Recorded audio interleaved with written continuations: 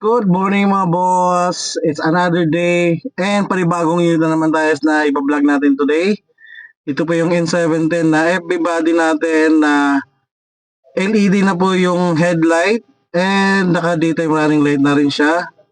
And yung design ng grill natin ay eagle wings po. Then super wide na rin po yung pinaka windshield natin. And iba na rin po ang design ng mismong side mirror natin. So, ang body po natin mga boss ay 12 feet pa rin. Ang size, cargo length natin. Then yung tire size ay 700 R16. Yan, so 6 tons na po siya and heavy duty 6 tons na po. And naka double left spring pa rin and double bearing. Then yung brakes natin ay naka EBS na rin po mga boss. Yan, double lip string na po siya.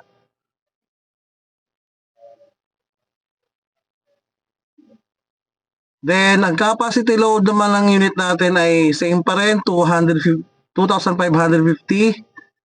2,500, sorry, 2,500 kilogram ang capacity load nito. Mas mahaba, mas malapad lang po to as mas mataas po ang yung height nito mga boss. Kunti lang din ang diferensya dun sa N700 before. Same pa rin ang aircon natin.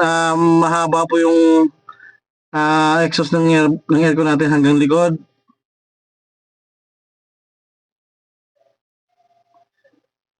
Then, ang unit natin ay tilting cabin pa rin po.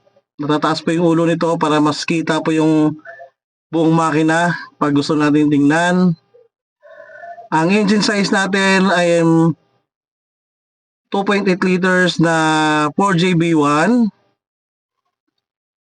4-cylinder, tapos naka CRDI pa rin, and Euro 4. So yan po yung pinaka-engine natin mga boss. Yan, tapos yung harapan ay naka-molye din with shock absorber support din siya. Yan, ito po yung pinaka-computer box mga boss. Yung turbo sa kabila.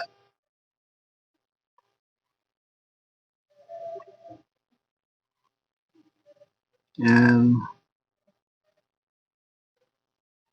Yung sa unahan naman, yung sensor ng ABS. So, madali lang i-operate yung tilting cabin natin. Ayan po mga boss, press mo lang para may baba ulit.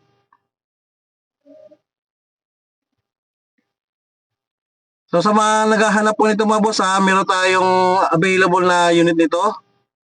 Yan, ang window po natin mga boss ay naka all power na po. Naka central locking na rin yan.